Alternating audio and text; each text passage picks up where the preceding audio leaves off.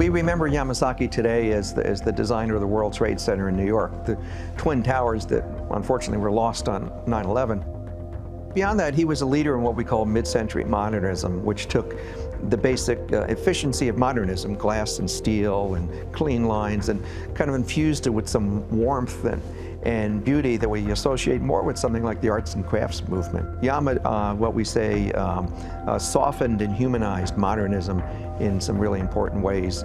So many modernists had struggled for so long before the 50s to try to create and convince people of a modern architecture that didn't rely on the past, that was of the 20th century and didn't need to use arches and other elements from the history. We will succeed in creating the first modern, technological, humane, prosperous civilization. Inspired by his travels, he was incorporating, sure, elements of Italian Renaissance architecture and French Gothic architecture. He was using Islamic arches, and he was using the notion of the screened window from Islamic architecture. He used a lot of elements from Japanese architecture. So he didn't limit himself to the Western history like some modernists tried to. He really was a pioneer global architect. The problem was that in the mid-50s, modernism was still very strong and still very influenced towards rejecting that historical past. At the end of World War II, the Detroit firm of Smith Hinchman Grills was looking for a new chief designer and heard about this young Minoru Yamasaki in New York and hired him to come to Detroit. And I think like a lot of people who come from far away from Detroit, he probably thought he would be here for a couple of years and move on. Instead, he spent the rest of his life here. Well, Yamasaki started out with Smith Hinchman doing some of the first modernist buildings in Detroit, the Federal Reserve building in downtown Detroit that was highly praised and much imitated. As early as 1948, he was really pushing the envelope for these sleek lines and large glass windows, and the annex is a beautiful example of that. People walk by every day and don't even really notice that that is one of the most famous architects in the world. He got his reputation fairly quickly here. He did schools everywhere, and then he became Wayne State University's almost in-house architect.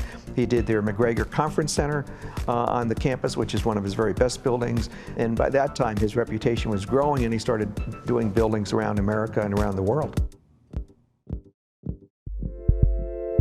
McGregor is really, I think, in the architectural world considered to be his masterpiece. It's one of the first buildings he designed after his world tour.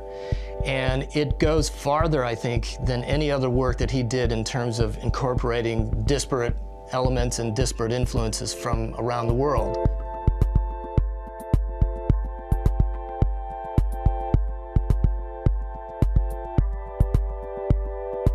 For instance, it has elements of a Greek temple to it. It has elements of a Gothic cathedral. It has a little bit of those Islamic screens that I mentioned. Pools outside the building. It's a very Japanese sort of atmosphere. And he kind of brings all these different ideas together. And in the other work that he does after this, he never seems to reach out to as many different kind of influences as he did at McGregor. Plus McGregor, I think, is just well done in terms of the details and the proportions and the relationship between the inside and the outside. In the 50s, Yama began to work on a project for the Michigan Consolidated Gas Company, which needed a new headquarters, and he created what is now known as One Woodward, a skyscraper. It was his first skyscraper. People don't realize this, but it wasn't even completed at the time that he was hired to do the World Trade Center, which was going to be the world's tallest buildings, and here he had just a couple of tall building designs under his belt. But one of the things that's evident even in that building, his first skyscraper, is that he's looking for a different way to do it. The typical way of designing skyscrapers back then and constructing them was you use a steel frame and you build it up as many stories as you need, and then you cover it with some sort of skin, which at that point was a lot of glass and maybe a little bit of metal. And he felt like that was becoming too kind of commercial and packaged, and he wanted to find a different kind of expression. It's a beautiful building, and it's sleek and tall, and it has a little bit more of some zhuzh to it, you know? I mean, he was kind of tired of the just glass boxes that had come previously in the 40s and 50s and wanted to have a little bit of feeling to the building. He likes the feeling and the texture of the concrete wall, and it has those strange shaped windows which are very elongated. He also was trying to emphasize the verticality of the building. He felt that one thing that had kind of disappeared from tall building design in the decades after World War II was the emphasis on the height of the building and the emphasis on verticality.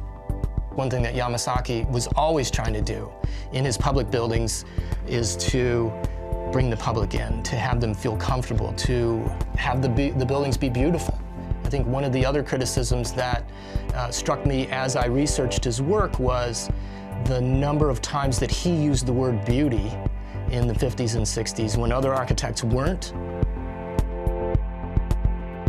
When I think about what Yamasaki gave to architecture, besides a lot of great buildings that are still there and will be there, like McGregor, at the same time, the notion that any important public building needs to have some outdoor space for users, a plaza, landscaping, greenways, bike paths, a sculpture garden, anything like that. That is so part of our architectural and planning DNA now that you can't conceive of an important building that would ignore that stuff.